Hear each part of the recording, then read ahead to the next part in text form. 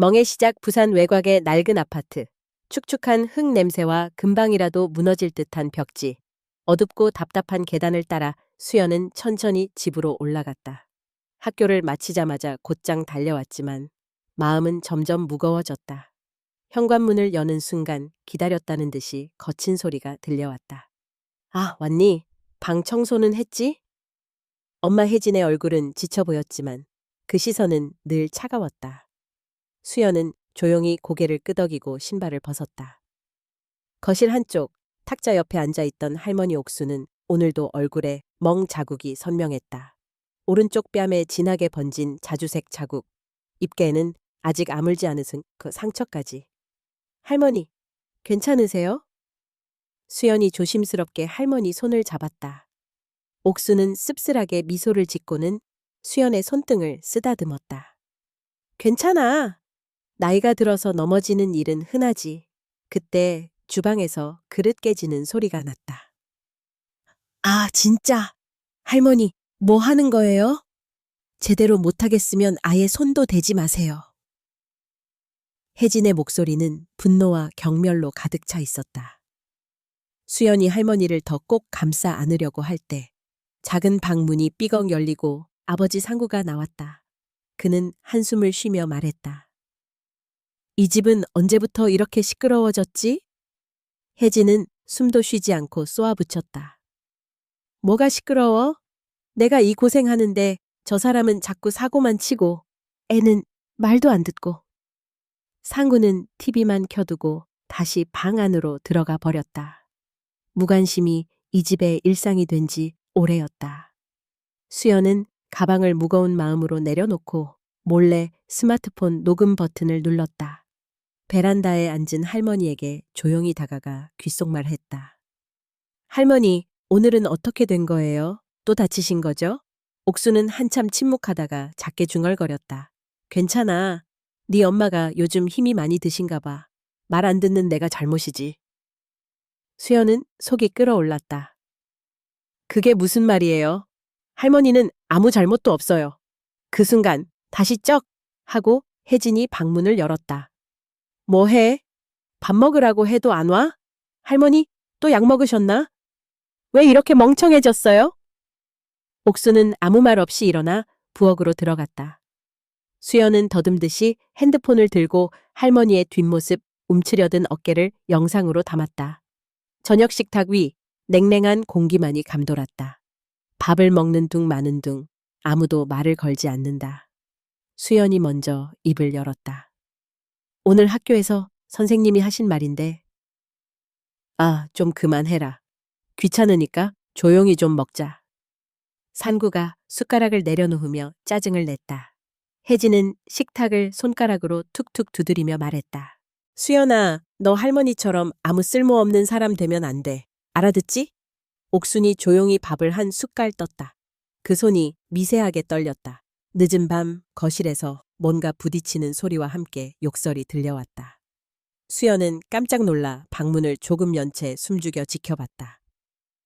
왜 또 넘어졌어? 바닥에 피라도 묻히면 내가 치울 줄 알아? 혜진이 할머니에게 삿대질을 하며 소리쳤다. 미안하다. 내가 정신이 잠깐. 할머니, 제발 좀 죽어버려. 이 집에 있으면 다들 미쳐 돌아가. 수연은 다리에 힘이 풀려 주저앉았다. 창밖엔 비까지 내리기 시작했고 어둠 속에 할머니의 흐느낌이 조용히 퍼졌다. 그날 밤 수연은 다짐했다. 이대로는 두고 볼 수 없다고. 침대에 누워 핸드폰 녹음 파일을 재생했다. 엄마의 소리, 욕설, 할머니의 떨리는 목소리, 맞는 소리까지 명확히 녹음되어 있었다. 이 모든 걸 반드시 세상에 알릴 거야. 창밖 어둠 저편에서 아주 작은 새벽빛 하나가 깜빡이고 있었다. 증오의 뿌리 아침부터 집안에 팽팽한 긴장감이 맴돌았다. 수연은 조용히 책상 앞에 앉아 교과서에 눈을 고정했지만 마음은 온통 거실 쪽 소리에 쏠려 있었다. 냉장고 문 열리는 소리, 조리대에 그릇이 탁 부딪히는 소리가 연달아 들렸다. 할머니, 밥은 그냥 내가 할 테니까 이제 부엌에 들어오지 마세요. 혜진의 목소리에는 명백한 짜증과 경멸이 섞여 있었다. 옥수는 작은 목소리로 대답했다. 내가 도울 일이 있을까 해서. 귀찮다고요. 제발 좀. 설거지도 엉망, 밥도 설익고 반찬에 소금은 왜 이렇게 쏟아붓는 거예요? 내가 봐주니까 아직 이 집에 있는 줄이나 아세요. 수연은 이를 악물었다. 엄마의 말끝마다 서린 날카로운 증오가 그냥 힘든 게 아니라 오래 묵은 무언가라는 걸 느낄 수 있었다. 잠시 후 산구가 출근 준비를 하며 거실로 나왔다. 또 무슨 일이야? 아침부터 왜 들썩거려? 혜진은 팔짱을 끼며 냉소적으로 대꾸했다. 당신 어머니가 이제 또 부엌에 저질러 놨어요. 내가 안 말리면 아침마다 완전 전쟁터예요, 전쟁터. 산구는 짜증 섞인 한숨을 쉬었다. 됐어. 어머니, 이제 연세도 많으시고 잘 좀 해봐. 혜진의 얼굴이 분노로 일그러졌다. 잘 좀 하라고? 내가 애초에 이 집에 시집 와서 한 게 뭔지 당신 알아요? 어머니 빚 때문에 내 친정에까지 손 벌리고 저 힘든 알바까지 뛰었고 그때도 당신 멀뚱멀뚱 모른 척만 했지. 옥수는 고개를 깊이 숙인 채 아무 말도 하지 않았다. 혜진의 말처럼 과거에 빚을 내고 고생했던 것, 그리고 가족의 불화가 언제나 어머닌 자신 때문인 것처럼 굳어져 있었다. 수연은 속으로 울분을 삼키며 할머니에게 다가갔다. 할머니, 저랑 잠깐 방에 들어가요. 옥수는 수연의 손을 붙잡으며 힘없이 고개를 끄덕였다. 방 안에서 수연은 조심스럽게 물었다. 할머니, 예전엔 엄마랑 사이가 안 좋으셨어요? 옥수는 한참을 망설이다 말문을 열었다. 지금 내 엄마가 원망하는 게 틀린 말은 아니야. 너희 아버지 돈 빌렸던 것도 여러 번 일만 커지게 한 것도 맞고 그게 다 내 엄마한테도 고생을 시켰지. 수연은 답답했다. 그렇다고 이렇게 할머니를 미워하고 때려도 된다는 건 아니잖아요. 옥수는 쓴웃음을 지었다. 사람이 가난하고 서로 오해가 쌓이면 원망이 다 미움이 되곤 해. 하지만 네 엄마도 불쌍한 사람이란다. 바로 그때 쿵! 하고 방문이 세게 열렸다. 둘이서 뭘 작당하는 거야? 혜진이 눈에 불을 켜고 쏘아붙였다. 할머니 순진한 척 좀 그만하시죠? 이 집이 좁아서 진짜 못 살겠네요. 수연이 참지 못하고 맞섰다. 엄마 왜 그렇게 말해요? 할머니도 가족이에요. 혜진은 소리쳤다. 가족이면 내 앞에서 사람 구실이라도 좀 해봐요. 내 인생 완전히 망가뜨린 장본인이잖아요. 그리고 혜진의 목소리는 분노가 아닌 애처로운 울음으로 떨렸다. 내가 꿈꾼 집이 이런 곳이 아니었다고. 나도 한때는 행복하고 싶었는데 결혼만 하면 인생 피는 줄 알았는데 결국 내 주위엔 이런 늙은이랑 당신 같은 남편, 제멋대로인 자식밖에 없지. 거친 숨, 침묵. 상구가 문 밖에서 듣고 있다가 한마디를 툭 던졌다. 다들 좀 조용히 해. 시끄럽게 굴면 바뀔 게 있나? 혜진은 울먹이며 방을 박차고 나갔다. 옥수는 한숨만 길게 내쉬었다. 수연은 핸드폰 녹음이 잘 돌아가고 있는 걸 확인했다. 이 집의 증오와 분노 모두 차곡차곡 기록되어 가고 있었다. 그리고 한순간도 쉽지 않은 가족 안에서 자신이 무엇을 위해 앞으로 싸워야 할지 마음이 더 단단해졌다. 고요한 밤 수연은 옥순의 손을 꼭 붙잡았다. 할머니의 뼈만 남은 손가락이 부드럽게 수연의 손가락을 감쌌다. 수연아, 고맙다. 아니에요. 할머니가 언젠가 웃을 수 있게 하고 싶어서 저 끝까지 할 거예요. 옥순이 흐릿하게 미소 짓는 모습에 비로소 수연의 마음 한구석에도 작은 용기가 스며들기 시작했다. 그러나 가족 안의 증오와 상처는 앞으로 더 큰 폭풍을 불러올 예감이었다. 어둠 속에 비밀밤이 깊어지면 집안의 공기는 더 무거워졌다. 수연은 책상에 앉아 있지만 눈이 책에 머무는 일은 거의 없었다. 주변의 적막감 속에서 엄마가 내는 작은 발소리, 옥순 할머니의 방에서 들리는 약한 기침 소리까지도 신경이 곤두섰다. 창밖에는 비가 부슬부슬 내리고 방 안에는 형광등이 어설프게 깜빡였다. 수연은 핸드폰을 조심스럽게 쥐었다. 화면에는 지난 며칠간 녹화해둔 짧은 영상들, 끊임없이 반복된 엄마의 고함과 할머니의 울먹임이 파일로 저장되어 있었다. 누군가 본다면 도저히 믿지 못할 가족 안에서 펼쳐지는 지옥 같은 장면들. 어디까지 찍어야 충분하지? 이것만으로 누가 믿어줄까? 바로 그때 밖에서 고함이 또 터졌다. 이 늙은이 또 쓸데없이 돌아다니고 있는 거야? 한밤중에 제정신이야? 혜진이었다. 살금살금 방을 나와 거실로 다가간 수연은 조심스럽게 문틈 사이로 내다봤다. 할머니는 부엌 구석에 쪼그려 앉아 있었다. 그 작은 뒷모습이 평소보다 더 왜소하게 느껴졌다. 뭘 찾으세요, 할머니? 내가 네 엄마 저녁밥 남은 거 좀 치우려고. 하지 말라고 했잖아요. 이번에는 히스테릭하게 소리가 튀어나왔다. 안 그래도 냄새 난다. 방에서 나오지 말랬잖아요.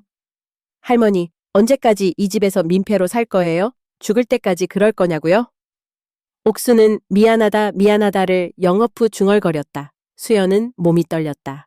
엄마의 목소리엔 원망을 넘어선 분노 그리고 혐오가 뒤섞여 있었다. 그날 밤 침대에 누운 수연은 좀처럼 잠들지 못했다. 이대로 두면 할머니가 정말 어떻게 될지도 몰라.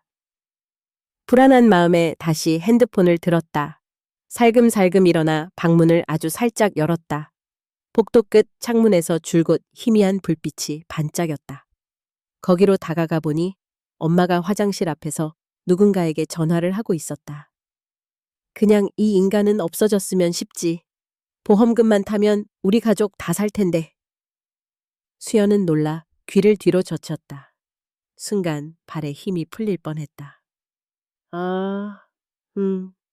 방법이 없는 건 아니지.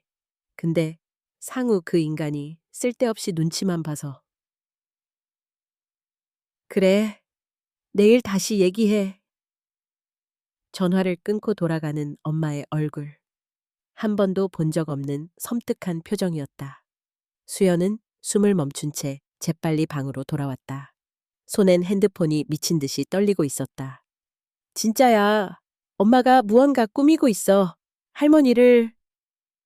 다음 날 저녁 할머니는 소파에 쓰러진 채 작은 신음만 흘렸다. 얼굴엔 새로운 멍, 입꼬리엔 피가 말라붙어 있었다. 혜진은 무표정하게 식탁을 치우더니 이제 내 앞에 얼씬도 하지 마요. 진짜 한 번만 더 말 안 들으면 내가 내 손으로. 수연이 뛰어들었다.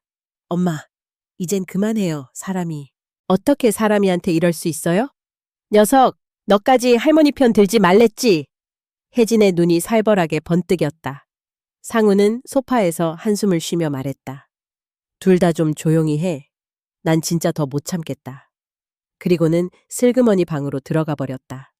할머니는 소리 없이 울고 있었다. 수연은 조심스럽게 옆에 마주앉아 할머니의 손을 꼭 잡았다.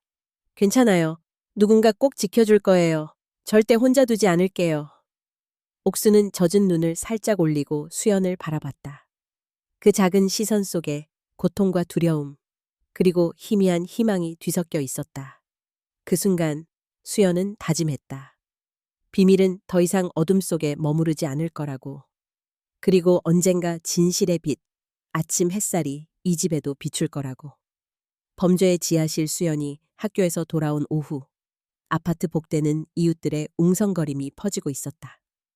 두꺼운 벽 너머에서 들려오는 고함과 물건 부딪히는 소리에 할머니가 오늘 또 무사한지 걱정이 뇌리를 스쳤다. 아유, 오늘도 또 저 집에서 소리 들렸대. 경찰을 불러야 하나. 할머니 또 맞았다는 얘기에 수연의 발걸음은 더욱 빨라졌다. 문을 여는 순간 그녀는 곧바로 현관 바닥에 쭈그리고 앉아있는 옥순의 축 처진 어깨와 맞닥뜨렸다. 혜진은 여느 때처럼 불같은 얼굴로 부엌에서 소리쳤다. 할머니, 내가 언제 부엌에 들어오지 말랬어요? 나 때문에 집안 꼴이 이렇게 되는 거예요? 저 빚 다 갚으려면 내가 사람인가? 할머니가 다 안고 가셔야지. 옥수는 떨리는 손으로 바닥에 물을 닦았다. 내가 잘못했어. 미안하다. 미안하다. 입 닥치세요. 경찰에 찔러봐요. 좋을 게 있을 것 같아요? 옆집에 소리 새나가면 그땐 나도 가만 안 둬요. 할머니, 입만 살아가지고 내가 이 집에서 개만도 못한 취급받는 거 다 누굽니까? 할머니 때문이잖아요? 분노를 견디지 못한 채 혜진은 옥순의 손목을 잡아 거칠게 끌고 거실 한복판에 내팽개쳤다. 수연은 주먹을 불끈 쥐었다.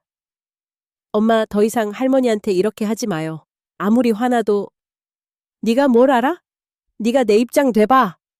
할머니가 싼 빚에 당신 아버지까지 한심하게 만들어 놓고. 내가 뭐가 죄야? 나도 사람이고 나도 엄마야. 혜진의 두 눈에는 분노와 원망, 그리고 미친 듯한 피로감이 들어 있었다. 그날 저녁 집은 침묵과 긴장으로 가득 찼다. 산구는 술에 취해 멍하니 TV만 바라보고 있었고 혜진은 부엌을 발로 차며 식탁 위를 난장판으로 만들고 있었다. 수연이 할머니를 몰래 방으로 이끌었다. 할머니, 오늘 잠깐이라도 누워 계세요. 제가 치울게요. 수연아, 엄마가 저렇게 된 건 내가 원인이니라. 괜찮다. 하지만 수연은 더는 참을 수는 없었다.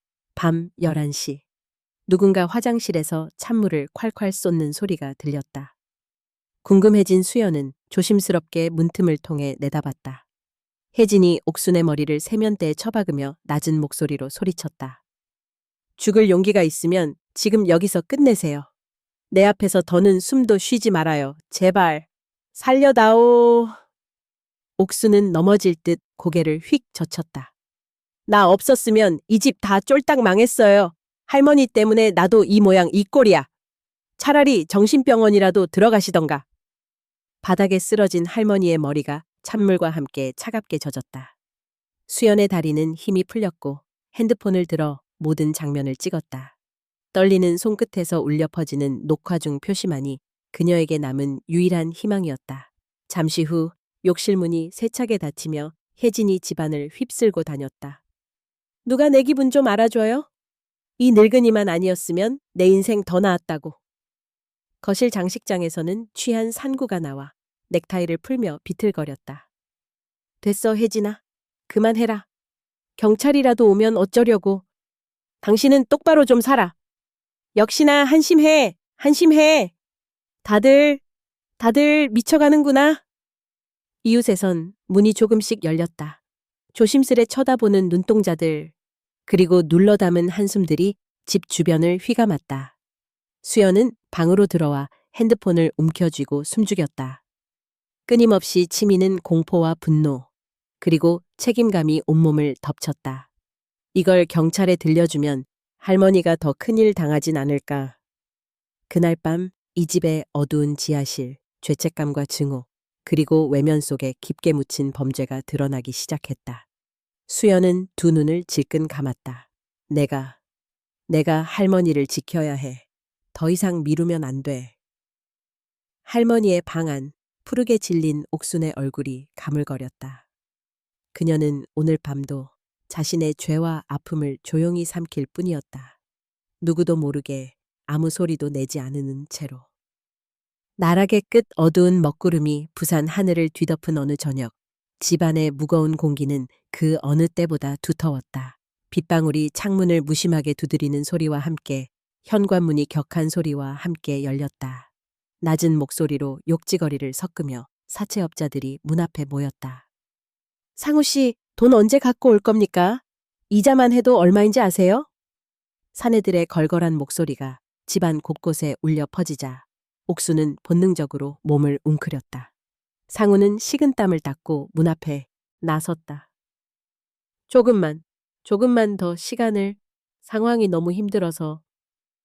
주먹을 쥔 남자 하나가 집안을 훑어봤다. 이런 데 살아서 언제 갚으려고요? 부인도 자식도 있고 팔 것 좀 있으면 내놔보세요. 갑작스런 위협에 혜진은 분노를 참지 못하고 옥순에게 눈길을 돌렸다. 다 할머니 때문이야. 내가 이 지경까지 온 게 다. 그녀는 옥순 앞에 서서 목청껏 소리쳤다. 도대체 언제까지 나한테 기생할 거냐고. 이 집안 말아먹은 주범 주제에 할 말 있어? 그리고 손에 든 헝겊을 있는 힘껏 바닥에 내던지며 할머니의 등짝을 세차게 내리쳤다. 수연은 견디다 못해 침실에서 뛰쳐나왔다. 엄마, 제발 그만해요. 할머니를 왜 때려요? 왜? 하지만 혜진은 더 격렬하게 소리쳤다. 네가 뭘 알아? 할머니 없었으면 우리 이렇게 안 됐어.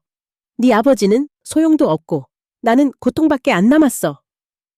상구는 들떠있는 사채업자 앞에서도 아무 말도 하지 못한 채 시선을 피했다. 사채업자는 비웃으며 문을 닫고 나갔다. 현관문이 다시 굳게 닫혔지만 집안에 남은 건 절망뿐이었다. 밤이 깊어지고 거실엔 두 여자의 거친 숨소리만 가득했다. 옥수는 구석에 웅크린 채 온몸을 떨었다. 이제 내가 죽어야 이 집이 조용해지겠구나. 옅은 목소리에 수연은 다가가 할머니 어깨를 감쌌다. 할머니, 그런 말 하지 마세요. 할머니 아니면 저는 살 수가 없어요. 그 순간 혜진이 이를 악물고 소리쳤다. 모두 나만 원망해. 너도 그렇지? 그래, 오늘 여기서 끝내자. 네가 날 배신하면 이 집에 너랑 네 할머니 둘 다 있을 자리 없어. 수연은 눈을 질끈 감았다. 엄마, 나도 그만 힘들고 싶어요. 이제 선생님께 말씀드릴 거예요. 이대로는 안 돼요. 혜진의 눈이 휘둥그레졌다. 감히 네가 엄마인 나를 팔아? 이 지옥에서 같이 살아봤자 뭐가 남아? 이 집안 다 망한 거 할머니 탓인 거 몰라? 너희 둘 다 당장 나가버려. 상구는 방구석에서 남은 술병을 들고 중얼거렸다. 이젠 정말 끝장이다. 도망치고 싶어도 갈 곳이 없어. 그날 밤 수연은 소리 죽여 선생님께 메시지를 보냈다. 선생님, 도와주세요. 우리 집에 너무 심각한 일이 벌어지고 있어요. 할머니가 위험해요? 손이 떨리고 눈이 뜨겁게 달아올랐다. 창문 밖에는 어둠만이 짙게 깔려 있었다. 잠시 후 방 문이 쿵 소리를 내며 열렸다. 혜진은 수연의 핸드폰을 탈취하려고 줄달아 들어왔다. 뭐 보내? 누구한테 말을 해? 내가 정말 너 안 키울 수 있다 했지? 수연은 눈물을 머금으며 어금니를 물었다. 엄마, 무섭지 않아. 이제 그만 좀 해. 제발. 할머니 옥수는 조용히 중얼거렸다. 모두 내 탓이다. 수연아, 할머니 버리고 도망가렴. 넌 이 집에 갇히면 안 돼. 수연은 할머니를 꼭 안았다. 세상에 딱 하나 남은 내 편인데 할머니 곁 안 떠날 거예요. 절대로 현관 밖에선 주인 없는 바람소리만 들렸다. 가족이란 이름 아래 벌어지는 숨막히는 지옥 속 수연의 결심은 한층 또렷해졌고 점점 더 깊은 나락으로 집안이 빠져드는 소리가 들리는 듯했다. 첫 번째 저항 새벽 공기는 싸늘했다. 집안은 깊은 밤의 기운이 채 가시지 않을 쯤까지 고요했지만 수연의 마음에는 거센 파도가 일고 있었다. 손에 꼭 쥔 스마트폰에는 어머니의 폭언과 할머니의 신음, 공포와 눈물이 가득 담겨 있었다. 매일같이 반복된 지옥 같은 현실. 더 이상 이대로 두고 볼 순 없다는 생각이 드디어 수연의 두려움을 조금씩 밀어내기 시작했다. 학교에 도착한 수연은 첫 수업도 제대로 듣지 못했다. 쉬는 시간마다 핸드폰을 붙잡고 다시 녹음 파일을 들으며 마음을 다잡았다. 이 자료들을 어떻게 해야 할까? 머릿속이 복잡하게 얽혔다. 누구나 믿고 의지할 수 있는 어른이라면 떠오른 사람은 바로 담임 선생님이었다. 점심시간 수연은 조심스레 복도를 서성이다가 교무실 문을 두드렸다. 선생님, 잠깐 얘기 좀 할 수 있을까요? 담임 교사는 상냥히 고개를 끄덕였다. 무슨 일이야, 수연아? 수연은 떨리는 손으로 핸드폰을 선생님에게 내밀었다. 이거 좀 들어주셨으면 해요. 파일에는 어머니 혜진의 거친 욕설과 할머니 옥순의 애처로운 울음, 그리고 언뜻 들려오는 수연 자신의 호소가 고스란히 녹아 있었다. 선생님은 얼굴이 굳어지며 진지한 눈빛으로 고개를 끄덕였다. 수연아, 힘들었지? 이거 내가 잘 처리해 볼게. 네가 절대 더 다치지 않게 도와줄 수 있는 방법을 찾자. 집으로 돌아오는 길, 수연의 마음은 불안하면서도 한편으론 약간의 희망이 피어나기 시작했다. 이제 누군가 우리 사정을 알게 됐어. 더는 혼자가 아니야. 하지만 불안은 곧 현실이 되었다. 늦은 밤 핸드폰을 다시 확인하던 혜진이 수연의 메시지와 통화 목록을 보고 분노에 휩싸였다. 네가 내 핏줄인데 내 말을 밖에 떠들고 다녀? 네가 날 팔아먹었어. 네가 이 집을 망가뜨리는 거야. 혜진은 수연의 핸드폰을 벽에 내리쳐 산산조각 냈다. 엄마, 제발. 할머니가 너무 힘들어 하시잖아. 이대로 못 살아. 수연이 오열하자 옥수는 떨리는 팔로 손녀를 안았다. 수연아, 그만해. 내가 버틸 수 있어. 넌 괜찮아야지. 제발. 할머니의 몸은 흔들렸고 목소리는 너무도 작았다. 분노에 사로잡힌 혜진은 거센 바람처럼 집안을 헤집고 다녔다. 그런 엄마를 말리는 이는 아무도 없었다. 상우 역시 외면하는 듯 앉아 있다가 이윽고 자리에서 일어났다. 둘 다 당장 나가. 내가 이 집에 더 이상 너희 둘 데려둘 수 없어. 그의 목소리는 건조하고 차가웠다. 수연은 온몸이 얼어붙는 듯한 두려움을 느꼈다. 갈 곳 없는 두 사람, 마치 벼랑 끝에 내몰린 것처럼 막막했다. 하지만 선생님에게 모든 걸 털어놨다는 개운함과 더불어 처음으로 맞서야 한다는 생각이 분명하게 떠올랐다. 며칠이 흘렀다. 집안 공기는 더욱더 무거워졌다. 혜진은 수연과 옥순을 노려보며 남의 집에 얹혀 사는 주제에 같은 말로 날마다 쫓아냈다. 그러나 담임 선생님은 조용히 움직이고 있었다. 학교에 수연을 부르더니 작은 목소리로 말했다.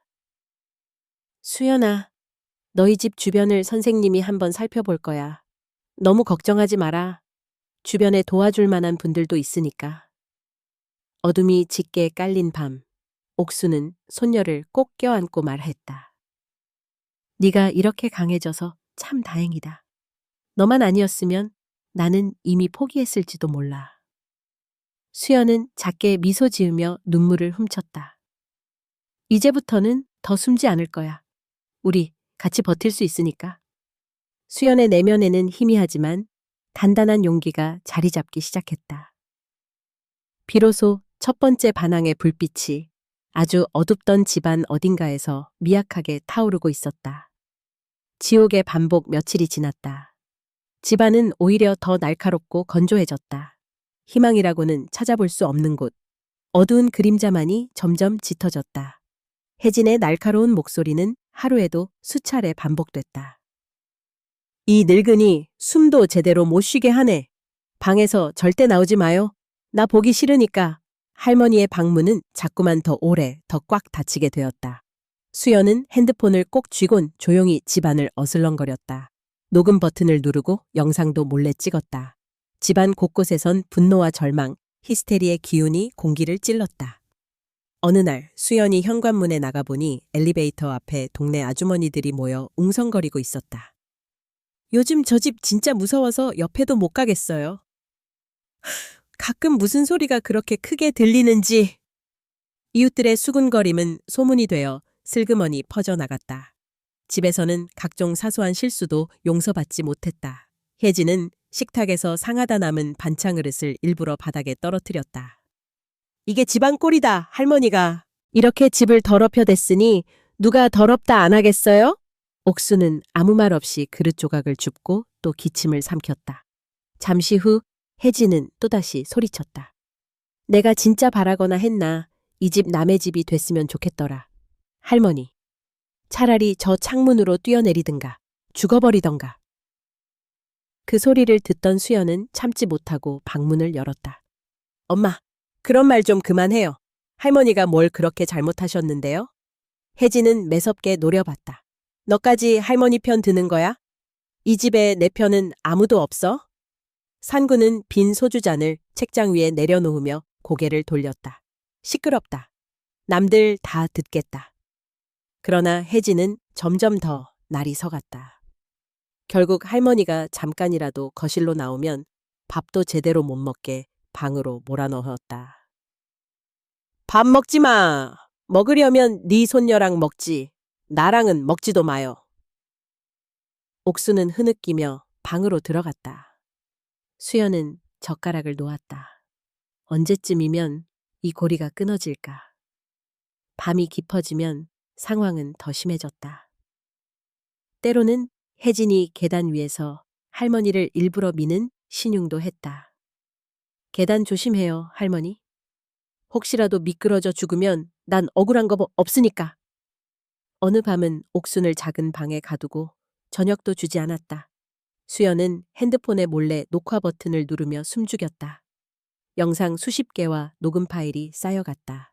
그 중에는 무서운 상황도 있었다. 혜진이 거실에서 할머니를 코너에 몰아세우고 집 팔자고? 내 이름으로 바꿔요. 안 그러면 이 집에서 쫓겨나요. 얼굴이 하얗게 질린 옥순의 가느다란 목소리가 들렸다. 나중에 다 수연이에게도 남겨야지. 혜진은 서류 한 장을 내밀어 억지로 손도장을 찍게 시도했다. 수연은 용기를 내어 뛰어들었다. 안 돼요, 엄마. 할머니 상황도 모르면서 강요하지 마요. 혜진은 이를 부득부득 갈며 소리쳤다. 꼬마가 뭘 안다고 네 덕분에 집까지 뺏기게 생겼어. 집안만 아니라 밖에서도 상황은 나아지지 않았다.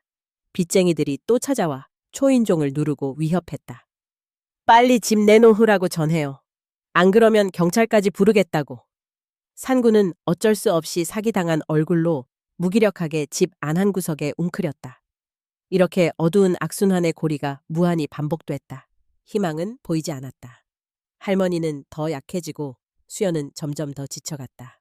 하지만 마음 한켠에 남은 마지막 불씨, 수연은 혼잣말처럼 중얼거렸다. 곧 이 지옥을 끝낼 방법이 있을 거야. 엄마의 죄를 반드시 멈추게 할 거야. 가장 어두운 밤, 흑암이 깊게 내려앉은 밤, 집 안의 정적은 유난히 음산했다. 얼마 전부터 옥순 할머니의 기침 소리가 점점 잦아졌고 방을 나오는 것조차 두려워졌다. 혜진의 눈빛은 더욱 날카롭고 차가워졌다. 상우 아버지는 거의 틀어박혀 술에만 의지했다. 가족 모두가 각자의 방에 고립된 듯 이 집은 더 이상 집이라는 이름이 어울리지 않았다. 그날 밤 혜진은 소파에 앉아 뭔가를 끄적이고 있었다. 옆에 놓인 병원 팜플렛, 기초생활수급 관련 서류들이 흩어져 있었다. 이 할머니 정신이라도 나가버리면 국가에서 돈이 나오겠지. 차라리 병원에 박아두는 게 낫겠네. 그녀는 서류를 소리내어 집어던지곤 다시 혼잣말처럼 중얼거렸다. 진단서만 하나 있으면 되는데 할머니가 더 이상 우리 발목 잡지 않게. 수연은 잠결에 그 얘기를 듣고 심장이 뛰는 소리에 깨어났다. 얇은 방문 너머로 들리는 혜진의 속삭임은 악몽처럼 들렸다. 안 돼. 더 이상은 절대 그냥 두면 안 돼. 눈에는 물기가 맺혔다. 참고 또 참아왔던 분노와 슬픔, 그 모든 감정이 드디어 터져버리려 했다. 그때 혜진이 부엌에서 집안을 휘저으며 다시 옥순을 소리쳐 불렀다. 할머니! 당장 나와서 물이나 가져와. 이것도 제대로 못해? 차라리 없어졌으면 좋겠어, 진짜. 옥순이 바닥을 짚으며 천천히 걸어 나왔다. 미안하다. 그 목소리는 마치 오래된 나뭇가지처럼 부러질 듯 위태로웠다. 갑자기 참지 못한 수연이 방에서 뛰어나왔다. 그만하세요, 엄마. 할머니를 왜 이렇게까지 괴롭히세요? 뭐, 너까지 내게 덤벼? 너 정말 엄마 맞은 거니? 내가 너를 없애도 돼, 이 집에서. 한순간 정적이 흘렀다. 혜진의 손이 번개처럼 날아와 수연의 뺨을 세차게 때렸다. 따끔한 고통에 수연은 눈물이 왈칵 쏟아졌다. 방 한 구석에서 상구가 술기운에 비틀거리며 나왔다. 그만 좀 해. 다 미쳐가잖아, 우리 집. 혜진은 소리쳤다. 당신이 애 낳았으면 제대로라도 키워. 이 집이 왜 이렇게 된 줄 알아? 다 저 할망구 때문이야. 내가 이러고도 살아서 뭐해? 수연은 다시 힘을 내어 소리쳤다. 엄마, 할머니는 가족이에요. 물건처럼 버릴 수 없어요. 이제 정말 무서워. 더는 못 참겠어. 이 자리에 더 있을 수 없었던 수연은 방으로 달려가 모든 자료, 동영상, 녹음 파일을 정리했다. 손끝은 부들부들 떨렸고 온몸이 식은땀으로 젖었다. 이제 정말 끝이다. 더 숨을 이유가 없다. 수연은 자료를 학교 선생님, 그리고 동네 주민회, 관할 경찰서에 메일과 문자로 전송했다. 어둠은 점점 짙어졌다. 창포를 세차게 흔드는 바람소리, 멀리서 들리는 구급차의 사이렌. 갑자기 집안에서 인기척이 사라졌다. 옥순 할머니 방에 가보니 할머니가 없었다. 할머니! 할머니! 거실에도, 욕실에도, 침실에도 없다. 출입구에 서늘한 바람이 스며들었다. 발코니 문이 열려 있었다. 수연은 가슴이 쿵 내려앉으며 바깥으로 달려나갔다. 할머니! 깊은 밤, 차가운 공기 속 발코니 한쪽 구석에 무릎을 꿇고 어깨를 떨고 있는 할머니를 발견했다. 문이 밖에서 잠겨 있었던 것이다. 수연아. 쉰 목소리로 할머니가 겨우 속삭였다. 수연은 할머니를 안아 눈물을 흘렸다. 이제 끝낼 거예요. 누구도 할머니를 다치게 못해요. 불안과 공포, 분노와 절망이 몰아치던 가장 깊은 밤은 어느덧 끝을 향하고 있었다. 어둠이 짙을수록 새벽은 가까웠다. 진실의 폭로 어느새 날이 밝았다. 태풍이 몰아친 밤이 지나고 동네에는 전날보다 더 쓸쓸한 공기가 감돌았다. 그런데 오늘은 집 밖이 유독 부산스러웠다. 이른 아침부터 동네 아파트 단지의 커뮤니티실에는 많은 사람들이 모여들기 시작했다. 수연은 떨리는 손으로 작은 USB와 핸드폰을 품에 꼭 쥐고 회의장에 들어섰다. 이장님이 진지한 표정으로 말했다. 오늘은 긴급하게 주민분들을 모셨습니다. 우리 집안의 어려움과 관련해 중요한 사실이 있다고 해서요. 말해봐요. 학생 순간 모두의 시선이 수연에게 집중됐다. 수연은 심호흡을 몇 번 하고 마치 본능처럼 마이크 앞으로 나섰다. 저는 이 집에 사는 수연입니다. 오늘 제가 보여드릴 것이 있습니다. 수연은 USB를 노트북에 꽂았다. 벽면 스크린에 거친 영상이 하나둘 재생되기 시작했다. 어둡고 음울한 집 안 말없이 구석에 주저앉은 할머니, 그리고 욕설과 비난이 쏟아지는 어머니의 목소리, 멍이 든 얼굴, 내리치는 손. 곳곳에서 숨죽이며 찍은 동영상에는 수많은 증거가 담겨 있었다. 녹음 파일 속에서는 혜진의 도끼 어린 말들이 울렸다. 죽고 싶으면 당장 죽어. 내 앞에서 더는 얼굴도 보이지 마. 이 집안 다 망친 게 누구 때문이야?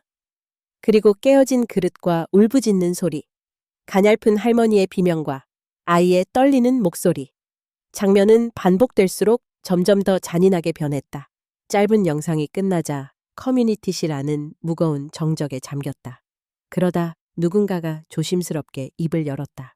저게 진짜야? 이어지는 주민들의 탄식. 저런 일이 있었다니.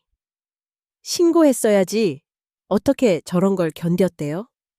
이때 혜진이 얼굴이 하얗게 질린 채 회의장 뒤편에서 뛰쳐나왔다. 아니, 저 영상 조작이에요. 내가 그런 사람이 아니야. 모두 거짓말이에요. 주민 대다수는 혜진을 노려보며 수군거렸다. 상구는 두 손으로 얼굴을 움켜쥐고 고개를 떨궜다. 누구도 그를 거들떠보지 않았다. 경찰이 회의장 안으로 들어왔다. 담당 형사는 한 차례 주변을 둘러보고 수연에게 말했다. 이 모든 자료를 지난밤에 다 받았습니다. 오래전부터 의심 신고가 있었지만 이번에는 직접적인 증거와 증언이 있으니 곧장 조사가 들어갈 겁니다. 수연은 떨리는 손으로 마이크를 꼭 쥐며 마지막으로 말했다. 저는 우리 가족이 이제 더는 고통받지 않았으면 좋겠습니다. 할머니를, 그리고 저를 지키기 위해 용기 냈어요. 그 순간 한 주민이 고개를 끄덕이며 박수를 시작했다. 잘했어요. 정말 대단해요. 점점 박수 소리는 커졌고 아이들을 비롯한 이웃 어른들까지 모두 응원을 보냈다. 밖에서는 어젯밤 행방불명되었던 옥순 할머니가 이웃 아주머니에게 발견되어 구조되고 있었다. 오한에 떨며 말 못할 상처를 안고 있었지만 그래도 무사했다. 현관으로 들어온 할머니와 눈이 마주친 순간 수연은 그 어느 때보다 뜨겁게 달려가 품에 안겼다. 할머니, 이제 괜찮아요. 다 끝났어요. 절대 다시는 아무도 우리를 해치지 못해요. 혜진은 마지막까지 발버둥치며 회의장 한구석에서 울부짖었다. 내가 진짜 나쁜 사람이 아니야. 다 오해야. 나 잡아가면 죽을 수도 있어. 진짜라고. 그러나 경찰은 냉정하게 수갑을 채웠다. 주민 피해, 아동 노인 학대 증거가 명확합니다. 모두 책임을 져야 해요. 상구도 더 이상 아무 말도 하지 못했다. 그의 눈엔 후회와 두려움이 교차했다. 밖에서는 경찰차와 구급차 불빛이 번뜩였고 동네 사람들은 여러 감정을 뒤섞인 채 멀리서 그 모습을 바라봤다. 커뮤니티실의 문은 천천히 닫혔다. 수영과 옥수는 서로를 꼭 껴안은 채 눈치도 보지 않고 오래도록 울었다. 끝없는 밤을 지나온 두 사람의 진실이 마침내 세상에 밝혀진 순간이었다. 폭풍 뒤에 새벽 차가웠던 밤이 지나고 처음으로 밝고 따사로운 아침 해가 창문을 비췄다. 며칠 전까지도 서늘하고 음습하던 집이 오늘따라 낯설게 느껴졌다. 거실 한가운데 남겨진 간이 소파와 흩어진 신문지 조각만이 여전히 때 지난 상처의 흔적을 말해주고 있었다. 경찰차와 이삿짐 트럭이 집 앞을 오갔고 동네 이웃 몇 명이 안타깝다는 듯 작은 목소리로 속닥거렸다. 며칠 전에야 경찰에 체포된 혜진은 여전히 길길이 소리치며 저항했다. 수갑을 찬 두 손을 번쩍 든 채 마지막까지 커뮤니티실을 향해 악을 썼다. 억울하다고! 이 사람들이 다 날 오해하는 거야? 내가 잘못한 게 없어. 다 그 늙은이 때문이야. 하지만 아무도 그녀의 말에 귀 기울이지 않았다. 경찰은 무표정한 얼굴로 그녀를 순찰차에 태워 사라졌다. 상우는 집 한구석에 주저앉아 있었다. 고개를 들지 못한 채 텅 빈 두 눈만이 먼 곳을 응시하고 있었다. 경찰과 법원의 집행관들이 도장을 두드리며 말했다. 채권 압류 결정에 따라 집과 남은 재산을 정리합니다. 상우의 어깨는 점점 더 작아졌고 입술은 파랗게 질려 있었다. 수연은 그를 잠깐 바라봤지만 이미 더는 집착도 미움조차도 남지 않았다. 그날 오후 사회복지사가 집에 들렀다.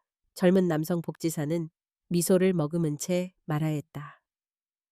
수연아, 할머니, 이제 안전하고 편안한 곳에서 쉬며 지낼 수 있답니다. 여기는 더 이상 돌아보지 않아도 돼요. 옥수는 낡은 담요를 어깨에 두른 채 떨리는 목소리로 말했다. 우리 정말 떠나는 게 맞겠지? 수연이 담담하게 대답했다. 여기 있으면 또 다칠 수밖에 없어요. 이제 우리한텐 새로운 시작이 필요해요, 할머니. 이삿짐 트럭에 몇 개 안 되는 짐을 싣고 두 사람은 조용히 집을 내려섰다. 집 앞엔 평소 옆집 할머니와 아이 엄마 그리고 수연의 친구가 모여 조용히 손을 흔들었다. 진심 어린 응원이 서린 눈빛이었다. 한 아주머니가 다가와 수연의 손을 꼭 잡았다. 두 사람 정말 잘 참았어요. 이젠 아프지 말고 용기 잃지 마요. 수연은 끝내 눈물을 삼켰다. 복지센터로 향하는 버스 안. 그 누구도 말을 하지 않았다. 창밖으로는 기차 소리, 하얗게 비친 아침 햇살이 부서졌다. 옥수는 창가에 기대며 느릿하게 물었다. 내가 널 힘들게 한 건 아니었던 거니? 수연은 검은 머리를 가볍게 흔들었다. 아니요, 할머니. 저는 오히려 할머니 덕분에 버틸 수 있었어요. 만약 할머니가 없었다면 저도 이미 다 포기했을 거예요. 눈이 마주치자 두 사람의 표정이 조금 풀어졌다. 그리고 아주 조용하고 따뜻한 미소와 함께 수연은 말했다. 쓰러진 마음이 다시 일어서듯 우리도 꼭 다시 행복해질 수 있어요. 할머니는 저의 빛이에요. 복지센터는 그리 넓지는 않았지만 정갈하고 따스한 공간이었다. 센터 관리자는 밝은 목소리로 안내했다. 여기가 할머니와 손녀가 잠시 쉴 방이에요. 주변에 친구도 많고 보호자도 많으니 걱정 마세요. 옥수는 약간 어색하게 침대에 앉고 수연은 옆에 기대 앉았다. 낯설지만 평화로운 정적 속 두 사람만의 작은 평화가 감돌았다. 며칠 사이 동네에서도 좋은 소식이 들려왔다. 몇몇 이웃이 센터를 방문해 간식을 들고 오거나 필요한 게 있으면 언제든 연락해라며 응원을 보내줬다. 그 격려의 한마디, 따뜻한 손길이 두 사람을 천천히 치유해가기 시작했다. 어느 맑은 아침, 수연은 할머니의 손을 잡고 센터 앞 공원 벤치에 앉았다. 시원한 바람이 뺨을 스쳐가고 쨍한 햇살이 둘을 부드럽게 감쌌다. 할머니, 여기서부터 다시 시작해요. 부끄러워하지도 슬퍼하지도 말고 우리가 살아있다는 것만으로도 충분히 소중하니까. 옥수는 작게 웃으며 말했다. 그래, 내 손녀. 네가 내 세상의 빛이란다. 네가 있으면 어떤 어둠도 두렵지 않아. 마치 긴 터널 끝에서 맞이하는 희미한 첫 빛처럼 둘의 얼굴엔 첫날처럼 순수한 평화가 깃들었다. 이제 그 어떤 폭풍에도 흔들리지 않을 새벽이 두 사람의 곁을 천천히 밝혔다.